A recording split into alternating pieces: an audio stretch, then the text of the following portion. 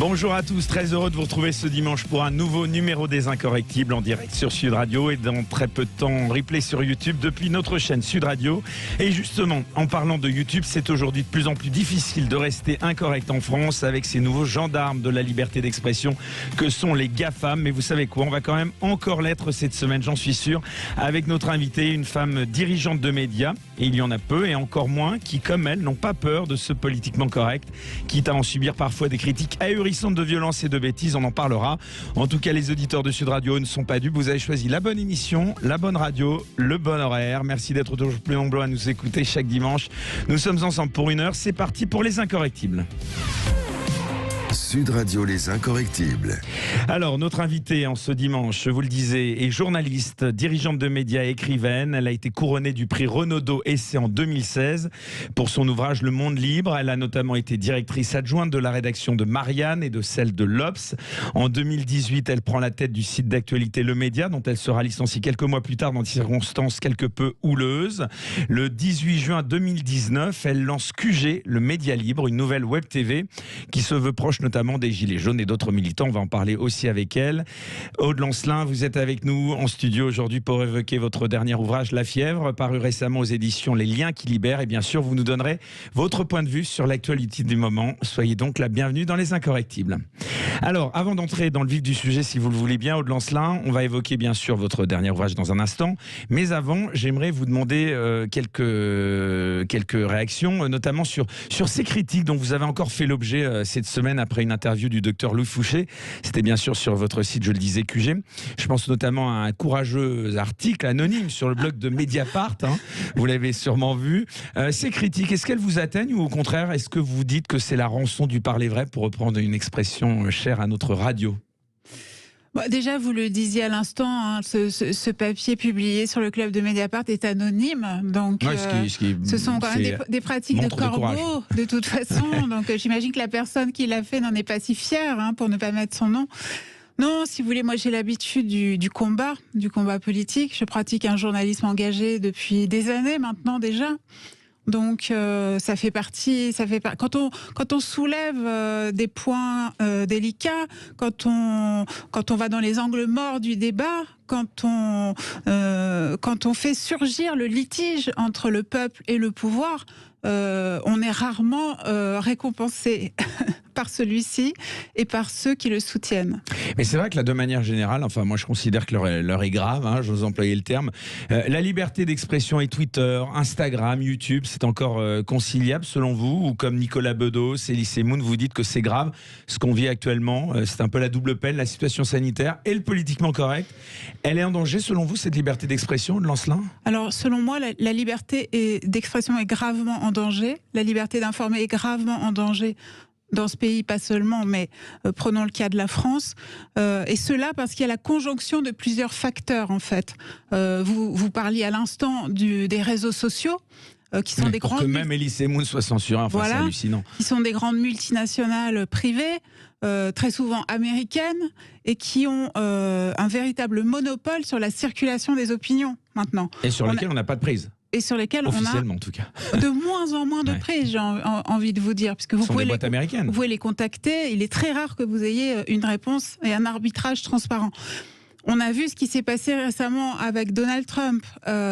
Alors, sous les applaudissements des bien-pensants du monde entier, mais il se trouve qu'il était encore, quoi qu'on pense de Donald Trump, il était encore président en exercice des États-Unis, la première puissance mondiale. Et je ne comprends pas comment on peut arriver dans une situation pareille, jusqu'à lui couper tous les micros, tous les réseaux sociaux, toutes les chaînes de télévision. Donc oui, il y a ces aspects-là, les GAFA, qui sont extrêmement inquiétants. Mais malheureusement, il y a la jonction entre ça et une pression... Et la crise sanitaire. Alors, une pression politique extrêmement forte sur la liberté d'informer, depuis l'élection d'Emmanuel Macron notamment. Je vous fais brièvement le panorama. On en est à la 4e loi qui vise directement la liberté d'informer dans ce pays. On a eu la loi sur les fake news, on a eu la loi sur le secret des affaires dès l'été 2018, on a eu la loi sur les contenus haineux en ligne dont on sait quelle interprétation favorable au pouvoir on peut en faire. Et maintenant on a la loi sécurité globale qui, avec son cortège de drones et d'interdiction de diffuser des images de policiers, etc., menace directement la loi sur la liberté de la presse de 1881. Donc on a la jonction entre des multinationales privées extrêmement agressives et un pouvoir politique très agressif à l'égard de la liberté d'informer aussi. Et vous le disiez à l'instant, en effet, tout ça dans un contexte de crise sanitaire. Oui, parce que j'ai vu, bon là on en profite justement, on verra hein, si on est censuré ou pas, enfin on peut quand même encore en parler, les règles notamment de publication de contenu sur YouTube. Alors les gens ne le savent peut-être pas, mais il y a des chartes. Il y a une charte qu'il faut respecter. Et dans cette charte, enfin vous avez dû le voir comme moi, il faut ne pas émettre de critiques à l'encontre de la politique sanitaire locale, pas de critiques sur les vaccins. Ça en dit quoi de la société selon vous, ça? Alors en effet, YouTube a envoyé à toute la rédaction une liste de recommandations de pleine page, d'où il ressort en définitive que vous ne pouvez pas varier d'un demi-centimètre par rapport à la ligne gouvernementale sur la question du Covid. Vous n'avez pas le droit de critiquer librement. Sous peine de vous voir supprimer vos vidéos. Alors, voilà, avertissement, puis suppression de la chaîne directe. Éventuellement, voilà. Voilà, au bout de 3 avertissements. Donc moi, ce n'est pas, si vous voulez, ça n'est pas ma guerre. Je ne suis ni pro ni anti-vax. Je ne suis ni pro ni anti-Raoult. Ça n'est pas le sujet. Mais quand on voit une chape de plomb, pareil, s'abattre sur une parole, on est obligé, c'est notre rôle de journaliste, de se poser la question. Quand on apprend, par exemple, que la rédaction, il y a eu une dépêche à ce sujet, la rédaction de BFM TV s'apprête à lancer une campagne j'ai vu ça, de vaccination des Français en engageant la promotion de la vaccination par ses présentateurs, hein, c'est ça. Voilà, en engageant l'image et la responsabilité de tous ces gens-là. Mais elle est où la soi-disant neutralité, l'objectivité qu'ils nous vantent en temps ordinaire, ces gens-là? Elle est où cette objectivité quand on en vient à participer soi-même à une politique de cet ordre? Oui, on peut parler de chaînes d'État dans ce cas-là, enfin de promotion, parce qu'on critique beaucoup, c'est vrai, ces chaînes sous l'emprise dites étrangères, comme Russia Today, mais finalement, on n'en est pas loin, hein, finalement. Et c'est des chaînes privées, c'est ça qui est le plus incroyable, qui sont finalement sous la coupe, pour certaines, d'influence gouvernementale. En effet. D'ailleurs, quand on voit la situation russe actuellement, le traitement des manifestations pro-Navalny par les autorités russes, on n'est pas très loin du traitement qui a été réservé aux Gilets jaunes lors des week-ends les plus chauds de novembre et décembre 2018, avec jusqu'à 2000 arrestations par jour ces samedis-là, qui étaient soigneusement dissimulées par les chaînes d'État françaises.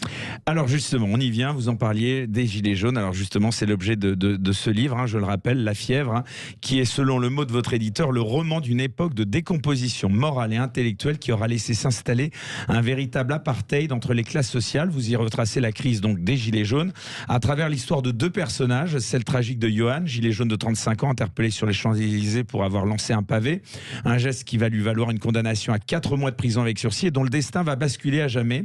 L'autre, c'est celle d'Éliel Laurent, un journaliste trentenaire à Libération, d'abord méfiant à l'égard de ces gilets jaunes qui ne correspondent pas à l'idée qu'il s'en faisait. Il va se prendre peu d'empathie pour eux, en particulier pour Johan, à qui il va consacrer un joli portrait, quitte à remettre en cause ses idées et à se fâcher avec son milieu. Alors vous êtes inspiré d'une histoire vraie pour écrire ces 2 personnages, notamment, enfin les vies de ces 2 personnages, notamment celle de Johan, à qui vous dédiez ce roman. Ce jeune chômeur a fini par se suicider. Qu'est-ce qu'il s'est passé exactement, Lancelin ? Alors, on ne le sait pas forcément. Non seulement il y a eu les victimes visibles de la répression des Gilets jaunes, il y a eu les éborgnés, les mains arrachées, il y a eu les gens qui ont fait de la prison ferme, il y a des gens qui sont encore en prison à l'heure où on se parle pour des faits totalement mineurs, hein, pour l'exemple. Mais on le sait moins, il y a aussi toute une partie immergée de l'iceberg, de toute une partie de souffrance qui a été occultée. Et il y a eu beaucoup de suicides vers la fin du mouvement des Gilets jaunes. Quand je parle de fin, le mouvement des Gilets jaunes, il est éternel à certains égards, hein. Il continuera d'inspirer les Français, la politique française. Mais dans sa partie... Vous le pensez vraiment, ça encore, oui? Je le pense, oui. Je pense que ce qui a émergé à ce moment-là... Vous ne pensez pas que cette crise sanitaire, finalement, aura la fin des Gilets jaunes? Alors, évidemment, depuis le mois de mars 2020, le mouvement a été fracassé, hein, alors qu'il n'était pas déjà en très grande forme, mais effectivement, il a été brisé par le confinement. On ne sait pas d'ailleurs ce qui se serait passé, puisque souvenez-vous, il y avait une jonction en train de s'opérer entre la grande grève, la plus grande grève de la Ve République dans les transports contre la réforme des retraites, et le mouvement des Gilets jaunes. Il y avait une agitation colossale dans le pays. Et puis, lors d'un conseil des ministres extraordinaire, le 1er mars 2020, plutôt monsieur Édouard Philippe et les autres, plutôt que de s'occuper de la situation sanitaire, plutôt que de prendre enfin les mesures qui s'imposaient, ont passé la réforme des retraites au 49.3. Ce qui est un acte de trahison et d'un cynisme, un acte d'un cynisme total. Et après, on ne peut pas s'étonner que les gens n'aient pas confiance dans la parole publique. On ne peut pas s'étonner qu'ils se croient victimes d'un hold-up ou toutes ces théories conspirationnistes qui circulent. La parole publique est tellement prostituée, elle est tellement mensongère, maintenant ouvertement mensongère, que la confiance nécessaire entre un peuple et ses dirigeants n'est plus là. Donc la situation est extrêmement dangereuse. Mais pour revenir au mouvement des Gilets jaunes, vous m'interrogiez sur sur ce qui est arrivé à des gens comme Johan, donc qui inspire le héros de La Fièvre. Si vous voulez, ce sont vraiment des gens... Pourquoi d'ailleurs avoir choisi, excusez-moi de vous interrompre, le roman plutôt que l'essai ou autre Qu'est-ce que vous vouliez montrer exactement à ce travers je pense que la charge affective et symbolique est plus forte dans le roman. Je voulais laisser une trace vraiment de ce mouvement qui a été pour plein de gens un moment sans retour, quoi. Quelque chose d'extrêmement important, quelque chose qui a marqué leur vie. Et je pense que la voix sensible, littéraire, était plus adaptée à ce que j'avais envie de faire et de dire, qui n'était pas une diatribe politique, à vrai dire. Enfin, si vous le voulez bien, vous parlez pas de diatribe politique. Ce livre, donc vous le dites, c'est le portrait d'une nation, la nôtre, sous le règne du président Macron, décrit comme un être ambigu. Alors je vous cite: mi-rapace au profil acéré, mi-garçonné aux yeux bleu tendre, son éternel sourire d'insoutenable winner pour saga entrepreneuriale, l'étreinte infernale des multiples injustices qu'il infligeait depuis son élection à un peuple déjà très abîmé. Tout cela avait remué des choses invisibles dans les profondeurs du pays. C'est comme ça que vous le percevez, vous, personnellement ? Oui, je pense que si vous voulez, c'est la mauvaise personne au mauvais moment de l'histoire. C'est-à-dire que c'est un homme qui, littéralement, ne connaît pas le peuple français. Qui a passé toutes les années de sa maturité avec des vieux banquiers d'affaires ou des technocrates. Vous dites aussi qu'il est le dernier rejeton de la lignée catastrophique qui a mené donc la France jusqu'au Gilets jaunes. Oui, bien sûr. La situation française très inquiétante que nous vivons dépasse largement le cas Macron, mais c'est quand même, il a précipité ce que nous sommes. Elle avait déjà commencé un petit peu avant quand même. Alors, moi, je pense que on peut s'interroger. C'est de la politique fiction toujours amusante, mais on peut s'interroger sur ce qu'aurait fait un Jacques Chirac, que je ne place pas au sommet des dirigeants à travers les âges, mais s'il avait vécu un mouvement comme le mouvement des Gilets jaunes. Et moi, je pense qu'il y avait des choses à faire. Il y avait des gages à donner au peuple français. Il y avait un dialogue véritable. Je ne parle pas du pseudo grand débat. Je pense que la voix qui s'est fait entendre à ce moment-là, la voix du peuple qui s'est fait entendre à ce moment-là, l'exigence de justice et de respect, elle méritait d'être entendue. Et ça n'a absolument pas été fait par Emmanuel Macron. Et comment justement vous décririez la façon dont ce gouvernement au pouvoir a répondu à cette crise ? Par l'esquive totale. Par l'insulte, puisque à Noël 2018, Emmanuel Macron a même parlé de foule haineuse pour caractériser des classes populaires qui ne s'étaient pas manifestées sur la place publique depuis 40 ans, qui enfin arrivaient dans la lumière avec tous leurs espoirs. Et il les a désignés, lui et la classe qui soutient Emmanuel Macron, comme des gens laids, comme des gens dangereux, comme des gens haineux, comme des gens ridicules dans leur façon de s'exprimer, dans leur façon de s'habiller. Méprisante. Il y a eu un racisme social pendant un an, qui s'est donné libre cours sur toutes les antennes. Les gens de pouvoir, selon vous, ils sont complètement déconnectés de certaines réalités, selon vous ? Enfin, de ce type de réalité ? Je pense que... De ce quotidien que vivent certaines de ces personnes ? Je pense qu'Emmanuel Macron incarne un petit peu, à cet égard, le terminus de cette classe politique française décadente de la Ve République. Lui, si vous voulez, je vais prendre un exemple. Il y a quelques jours, le 4 février, il était invité par un think tank américain à s'exprimer sur les événements du Capitole. Et il a fait cette sortie scandaleuse qui a été abondamment commentée. Il a comparé les insurgés du Capitole aux Gilets jaunes. Il a dit France 2018, États-Unis 2021, même processus. Voilà. Bon. Et on s'est beaucoup concentré sur cette comparaison avec les Gilets jaunes, qui, il est vrai, est scandaleuse. Et c'est vrai que bon, il y a un esprit très revanchard de Macron dans cette affaire, puisqu'il a quand même été humilié par les Gilets jaunes. Et d'une certaine façon, on peut dire que son quinquennat a été fracturé en deux par l'événement des Gilets jaunes. Mais oublions ça et voyons ce qu'il dit dans cette intervention exactement. Il met en cause les réseaux sociaux. Il dit ça, c'est le phénomène des réseaux sociaux, c'est la haine des réseaux sociaux, c'est un tournant anthropologique. Nous devons y faire face. Et ça, c'est très inquiétant en fait, ce qu'il est en train de dire à travers ça. Parce que le président de la République française est en train de nous expliquer que les gilets jaunes, c'est-à-dire des gens manifestement dans une grande précarité, des gens pauvres qui se sont manifestés pour un peu plus de justice, pour avoir quelques miettes, eh bien ces gens-là ne sont en fait, aux yeux du président de la République française, que des abstractions de réseaux sociaux, quasiment des mèmes, des Sims. Et sur cette question-là, il a toujours été dans cette lignée-là, Macron.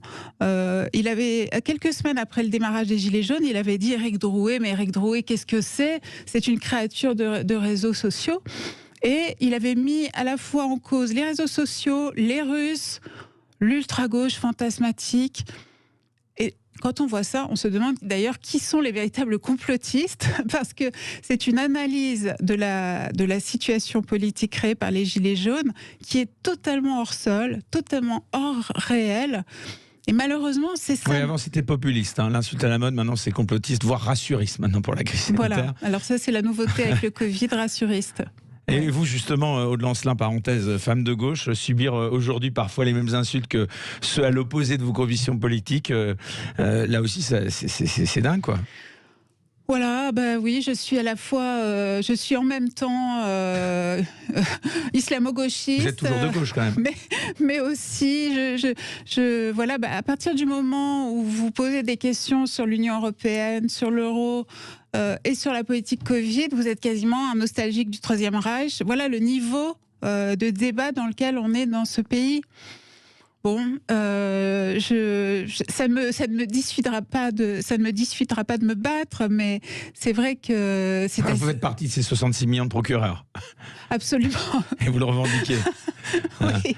Mais alors justement, en préambule de votre roman, vous citez les confessions d'un révolutionnaire de Pierre-Joseph Proudhon. Je le cite, la peur du peuple est le mal de tous ceux qui appartiennent à l'autorité.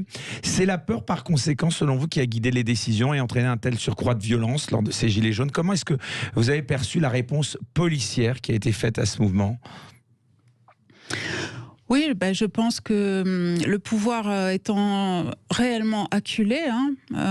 Didier Lallemand est toujours en poste ? Il est plus que jamais en poste, même à vrai dire. Il est l'homme de la situation, lui, parce que... L'archétype de la brutalité de ce gouvernement, selon vous ? Mais oui, il est la vérité, il est le symptôme de ce gouvernement. Parce qu'en réalité, pour plein de gens de la République En Marche, ça fait tâche, un personnage comme Didier Lallemand. On le dirait sorti d'un film de Papy fait de la résistance, tellement il est caricatural. Donc ça fait tâche dans cet univers-là. Et pourtant, on le laisse. Et on le laisse parce que c'est ça la vérité de ce régime. Il ne tient plus que par la police et la brutalité. Il faut quand même reconnaître qu'il y avait... Vous ne reniez pas quand même qu'il y avait la part de violence aussi de la part des Gilets jaunes ? C'est une insurrection. Donc, dans une insurrection, effectivement, il y a de la casse. Bah oui, mais regardez, il faut bien y répondre quand même quand il y a des policiers qui ont été victimes de cette violence, parce qu'il y en a eu quelques-uns. Disons que les dégâts ont été en très grande partie, avant tout, matériels.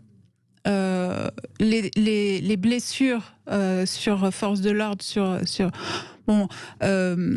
quand même extrêmement marginales et minoritaires par rapport à la gravité des blessures infligées aux Gilets jaunes. Je ne vais pas faire une compétition des blessures, mais enfin, c'est un fait. Donc, oui, c'est quand le peuple sort de son lit... On aurait pu l'éviter, cette violence, selon vous, de part et d'autre. Je pense qu'elle a été encouragée par l'absence totale de réponse, par le mépris, par les insultes, qui ont véritablement enquisté le mouvement pour des mois. Mais on ne peut pas à la fois être l'héritier dans ce pays de 1789 et pour les gens de gauche de l'histoire de la Commune et se dire horrifié parce que des poubelles ou des trottinettes sont en feu. Voilà, je pense qu'il faut être cohérent. Votre avis sur l'IGPN, est-ce qu'on peut parler d'organisme indépendant, selon vous ? Alors, absolument pas. Je crois qu'on sera d'accord sur la question. Non, c'est même une singularité, une triste singularité française. C'est qu'on est le seul pays en Europe à avoir une police qui s'auto-absout, qui s'auto-surveille. Et si vous voulez, je crois que vous avez reçu récemment Alexandre Langlois qui le dit de façon très forte. On ne peut pas à la fois n'avoir de violences policières qui ne sont corrigées que par l'IGPN et en même temps retirer aux simples citoyens et aux journalistes le droit de filmer ces violences. Il faut quand même être cohérent là aussi. Donc, oui, je pense qu'une réforme de l'IGPN est absolument indispensable. Aude Lancelin, je le rappelle, donc vous êtes écrivaine également, en plus d'être journaliste, donc à l'occasion de la sortie de ce livre La Fièvre. Donc on en reparle avec vous jusqu'à 14h en direct sur Sud Radio. Ne bougez pas, on revient dans un tout petit instant. 13h passées de 28 minutes, toujours en direct avec mon invité Aude Lancelin à l'occasion de la sortie de ce livre La Fièvre aux éditions Les Liens qui libèrent et qu'on encourage bien sûr tous nos auditeurs à foncer, acheter dans toutes les bonnes librairies. Alors ce livre, je le disais, c'est aussi bien sûr une critique de la gauche dite intellectuelle, de sa presse et de ses élites. Dans votre précédent ouvrage, Aude Lancelin, déjà, Le Monde Libre, je le rappelle, vous la décriviez comme prétentieuse et totalement coupée des gens ordinaires. On le rappelle, vous êtes une femme de gauche. La gauche, cette gauche dont vous êtes issue, vous considérez qu'elle a lâché le peuple ? Oui, alors c'est un point extrêmement important dans toute la séquence Gilets jaunes, c'est qu'en effet, tout ça cette répression n'aurait pas été possible sans la collaboration passive, au moins, de la classe intellectuelle, d'une grande partie de la classe intellectuelle et de la gauche française.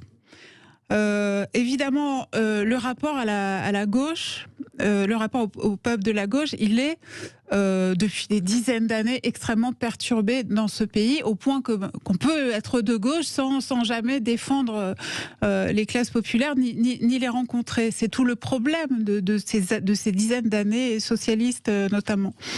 Mais c'est vrai que je fais un portrait extrêmement mordant de la classe intellectuelle, une satire.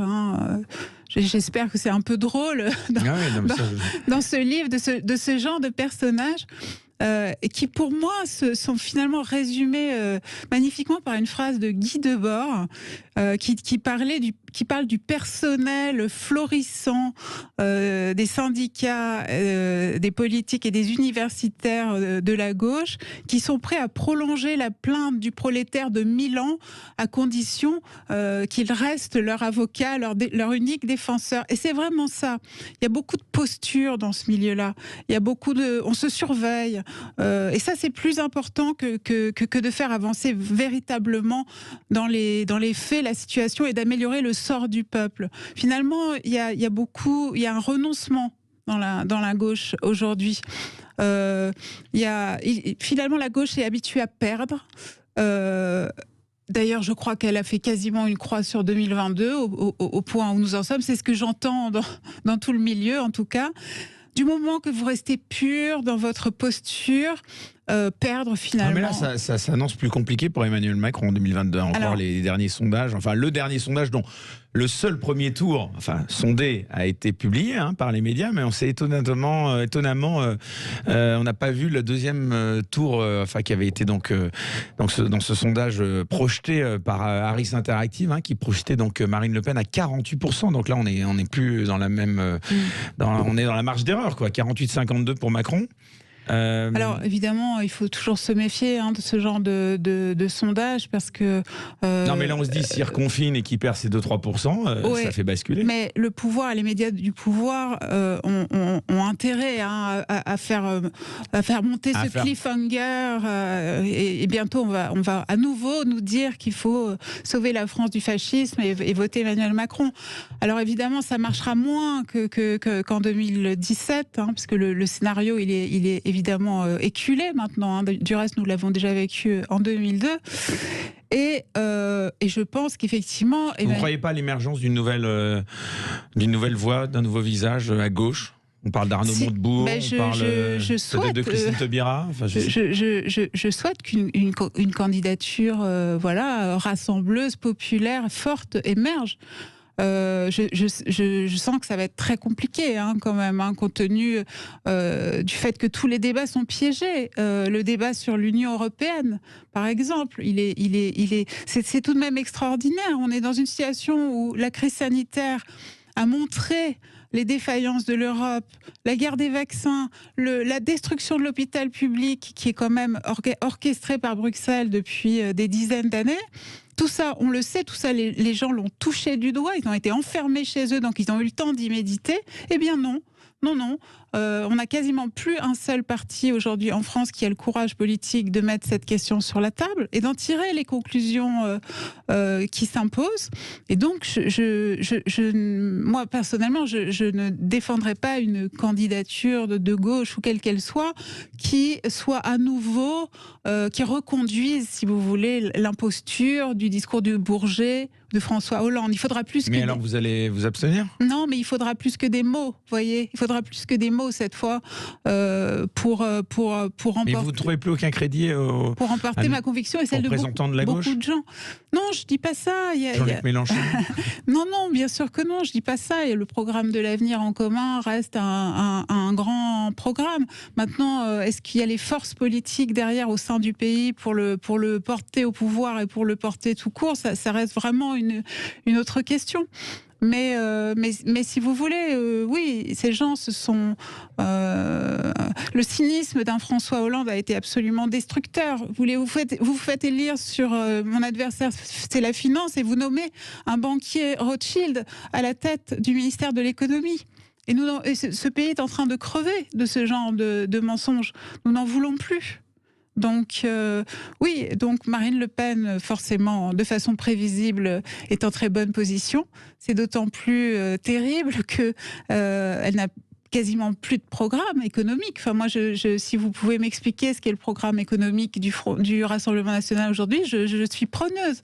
Parce que elle se borne, elle l'a dit il y a 2 jours, ses premières mesures concerneraient l'immigration, les visas, le droit du sol, le droit du sang, et où est la réponse à tous les problèmes justement soulevés par les Gilets jaunes ? Où est la justice fiscale dans cette affaire ?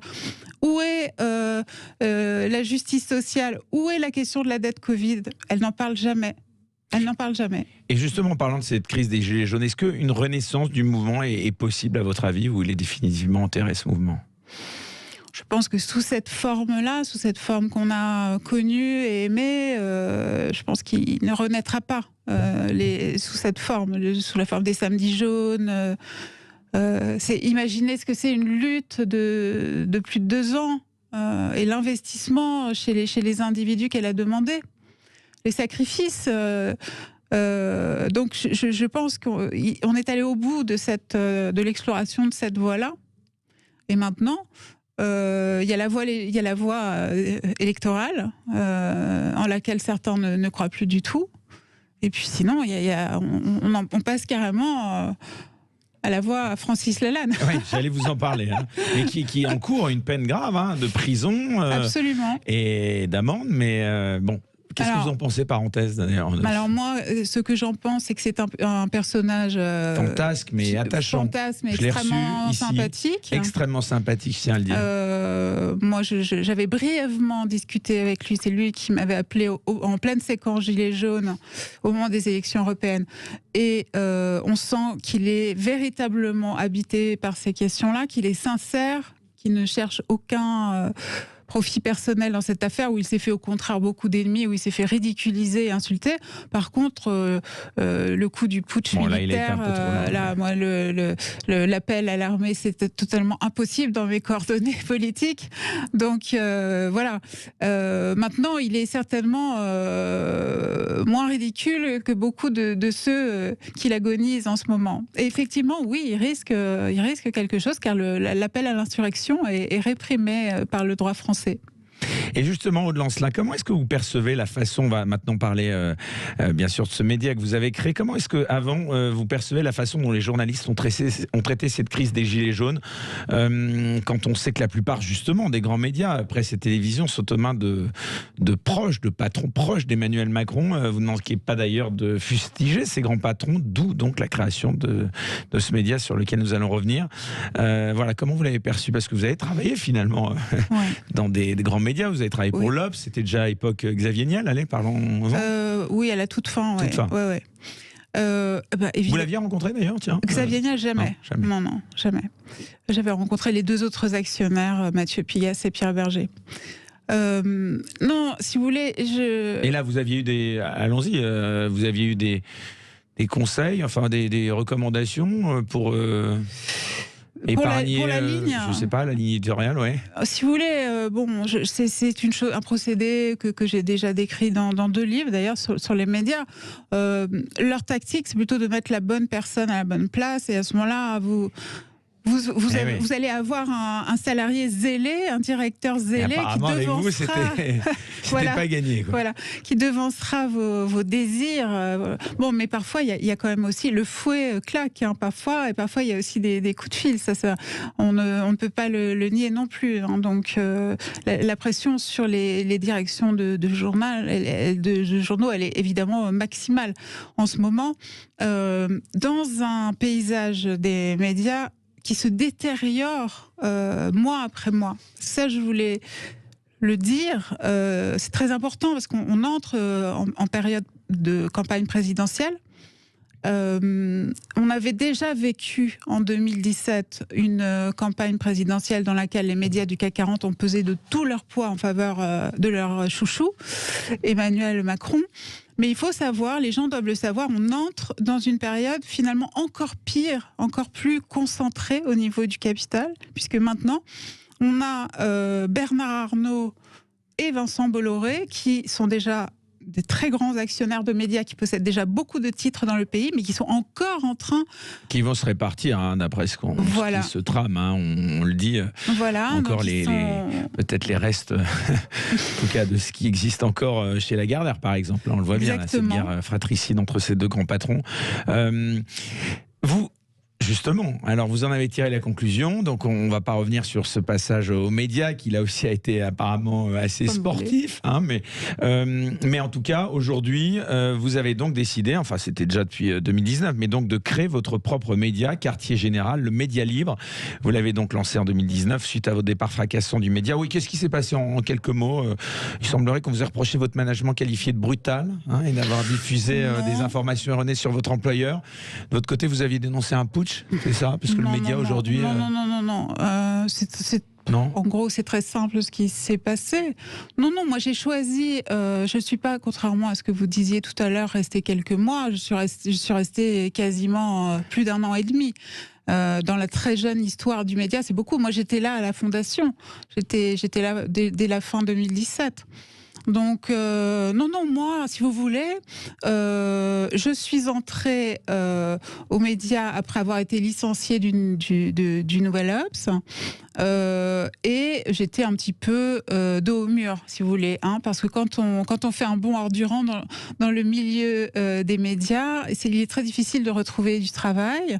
Donc moi, j'étais au chômage de longue durée et j'ai eu cette proposition du média où j'étais journaliste de base, ce qui m'allait très bien, c'est vraiment ce que je souhaitais. Le média est entré dans des crises à répétition terrifiantes qui n'avaient aucun rapport avec moi, parce que moi j'étais journaliste de base.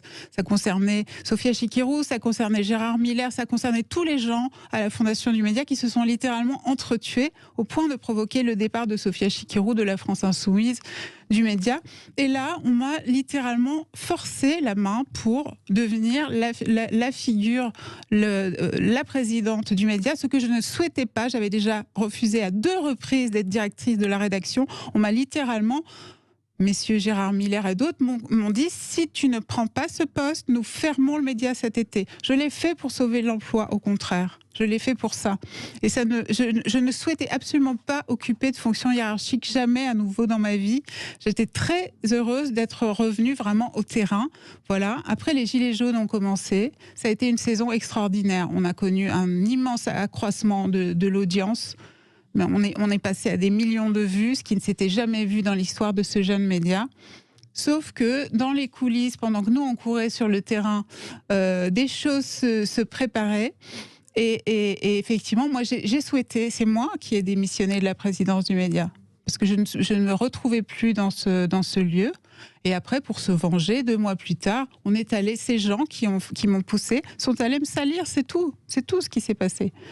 Aude Lancelin, vous êtes notre invité dans Les Incorrectibles cette semaine. On va continuer de parler de ce nouveau média, cette fois celui que vous avez créé, Quartier Général, le média libre. On en reparle dans un instant. On revient, à tout de suite. Toujours en direct jusqu'à 14h avec notre invité cette semaine, c'est Aude Lancelin, donc écrivaine à l'occasion de la sortie de ce livre La Fièvre aux éditions Les Liens qui libèrent, mais aussi pour nous parler de ce média, ce jeune média, puisqu'il a été créé en 2019 suite à ce départ. On en parlait du média, là pour le coup, l'autre. Le projet donc de ce Quartier Général, donc le média libre, dont on peut lire quelques mots sur votre site. Et alors, je vous cite, d'inspirer et d'accompagner le combat de ceux qui, depuis les lanceurs d'alerte jusqu'aux militants pour le climat ou les droits fondamentaux, se retrouvent sans levier face à des gouvernements occidentaux toujours plus répressifs ou qui ne trouvent plus de relais suffisamment indépendants dans les médias existants.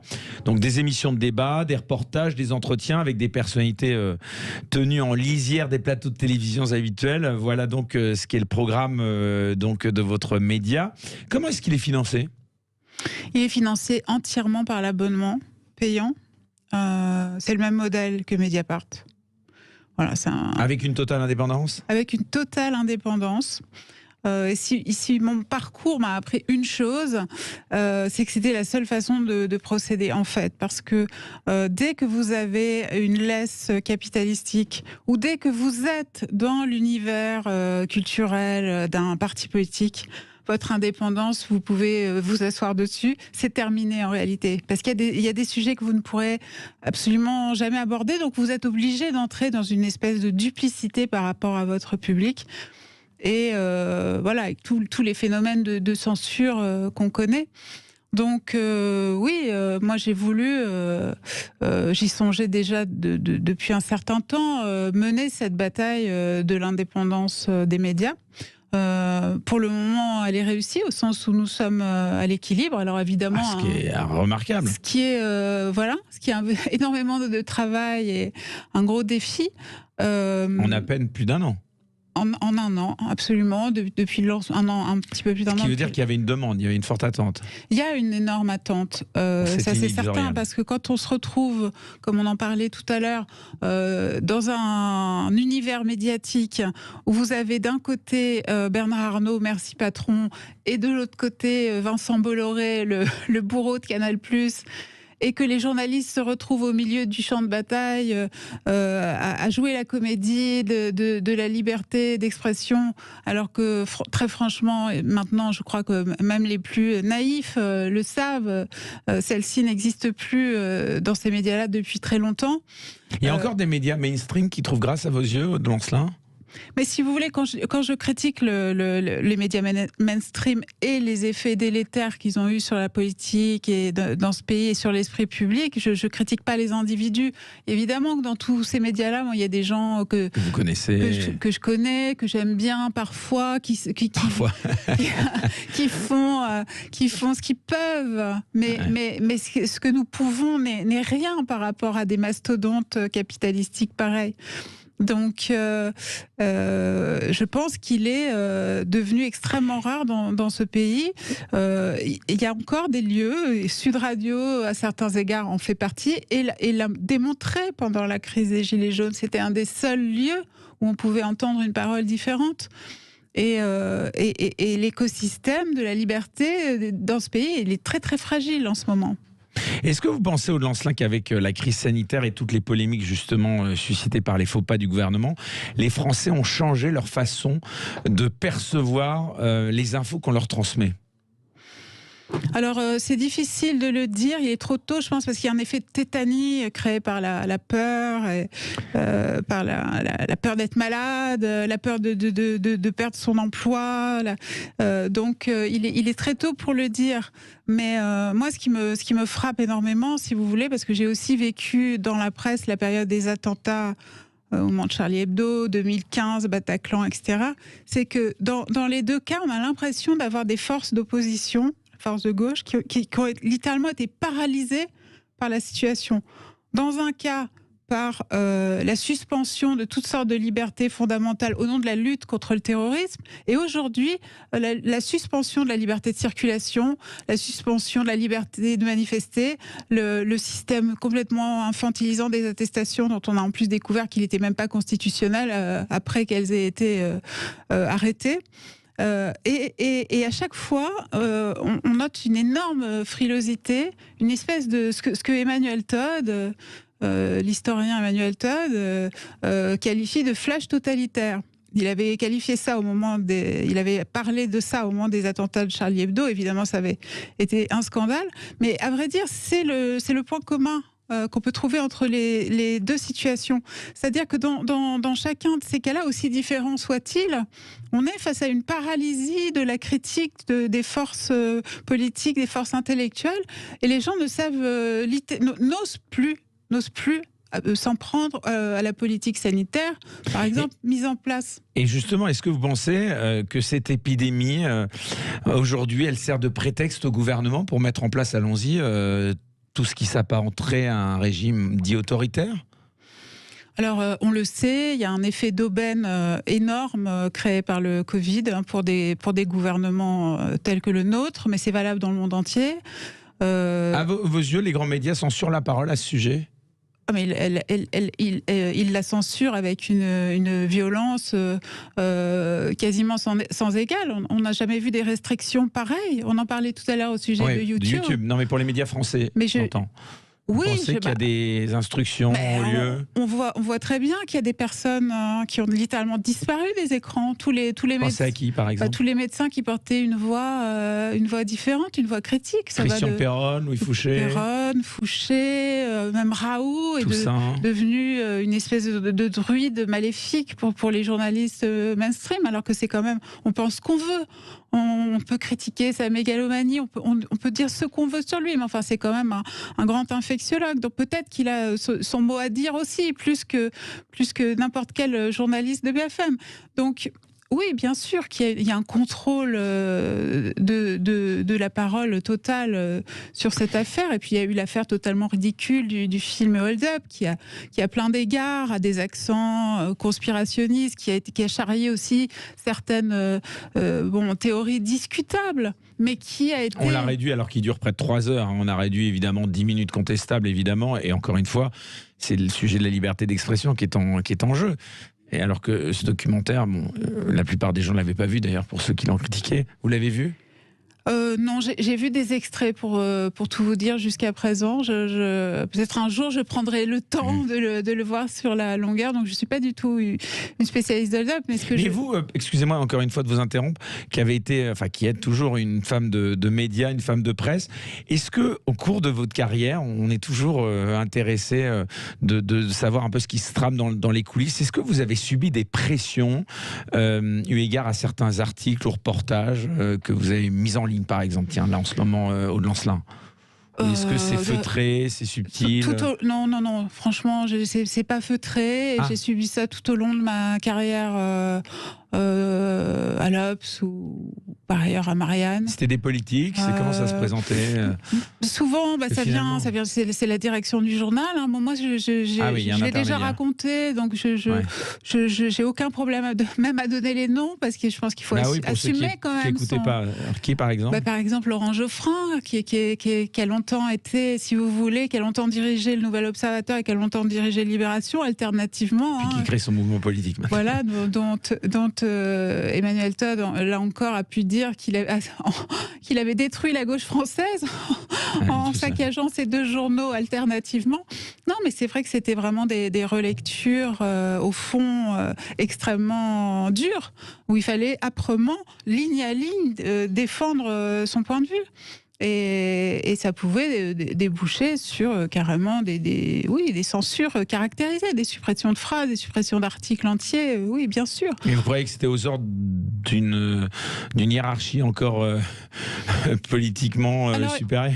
Ça dépend des cas. Bon, dans un cas comme lui, c'est un convaincu, hein, c'est un croyant de l'idéologie néolibérale, donc il n'y a pas besoin, personne ne l'a forcé à se comporter comme ça avec les journalistes. Donc il le faisait de bon cœur, si vous voulez. Bon, il y en a d'autres. Aujourd'hui, c'est un profil de manager dans la presse assez courant qui le font par terreur de l'actionnaire, tout simplement. Et la terreur, elle est de plus en plus présente dans les grands médias.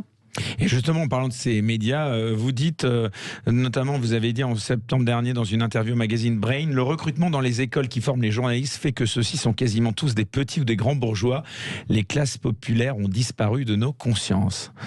Vous considérez donc, vous parlez de racisme social, hein, on peut dire ça, la classe d'où l'on vient va déterminer notre réussite selon vous, sachant qu'il est évidemment en soi plus facile pour les enfants de riches d'accéder aux meilleures écoles, mais ce qui ne veut pas dire forcément qu'ils soient ni plus brillants, ni moins brillants d'ailleurs. Non, mais... Il ne faut pas leur faire ce procès. Il ne faut pas non plus... Vous avez raison de m'inciter à la prudence. Non, mais il ne faut pas généraliser, bien sûr. Mais enfin, on sait très bien que dans les écoles qui pèsent... Vous êtes vous-même agrégé de philosophie, oui. On pourrait vous faire ce procès à vous aussi. Oui, mais alors la sociologie n'est pas la même que à l'ESJ Lille ou au CEJ Paris. Je ne pense pas du tout que ce soit le même profil d'élèves, vous voyez. Mais encore une fois, tout ce qu'on peut espérer, c'est qu'il y ait un brassage social un jour dans ces écoles qui permettra d'avoir un autre traitement de tous les sujets qui touchent aux classes populaires. Aude Lancelin, on va arriver au terme de cette émission. Pour terminer sur cette note, ce sujet bien sûr principal de votre roman et puis bien sûr de l'actualité, comment éviter cette fracture sociale? Est-ce qu'il y a des pays où celle-ci vous semble moins flagrante? Cette fracture sociale, elle est aggravée par le néolibéralisme, qui n'est pas un phénomène hexagonal, évidemment, c'est un phénomène mondial. Hein, mais précisément, vous voyez ce qui arrive, voyez ce qui est arrivé aux États-Unis, et qui, là, une fois de plus, a sauté au visage du monde entier à travers les événements du Capitole. Évidemment qu'il y a une aggravation des inégalités à travers le monde qui fait qu'un certain nombre de working poor s'invitent à la table maintenant, et que si ça n'est pas réglé par une redistribution massive, nous allons vers des crises nationales et internationales majeures. Vous pensez qu'on peut être proche d'un mouvement révolutionnaire, par exemple ? Aux États-Unis, ça a pris la forme d'une insurrection réactionnaire. Donc c'est un phénomène, mais qui a existé dans l'histoire. Hein. Il y a eu des ligues, etc. Donc c'est évidemment pas la forme qu'on peut souhaiter. Mais en tout cas, nous verrons dans les années qui viennent une multiplication de ce genre de mouvement, je pense. Eh bien, ce sera le mot de la fin. Merci beaucoup, Aude Lancelin, d'avoir accepté donc notre invitation cette semaine dans Les Incorrectibles sur Sud Radio. On rappelle donc votre dernier ouvrage, La Fièvre, aux éditions Les Liens qui libèrent. Merci à Maxime Sénat à la réalisation, à Lara Lopez au digital. Toutes nos émissions sont disponibles, je le rappelle, on l'espère, en replay dans quelques instants sur la chaîne YouTube de Sud Radio, depuis la playlist Les Incorrectibles, où vous êtes, je le rappelle, également toujours plus nombreux sur cette chaîne YouTube. C'est absolument incroyable. Donc merci à tous. Quant à moi, je vous donne rendez-vous pour un nouveau numéro des Incorrectibles. Ce sera dimanche prochain à 13h sur Sud Radio, bien sûr. Et puis, éventuellement, vous pouvez quand même aller regarder le média d'Aude Lancelin, quartier général, le média libre. Merci, très bonne semaine à tous. À dimanche prochain.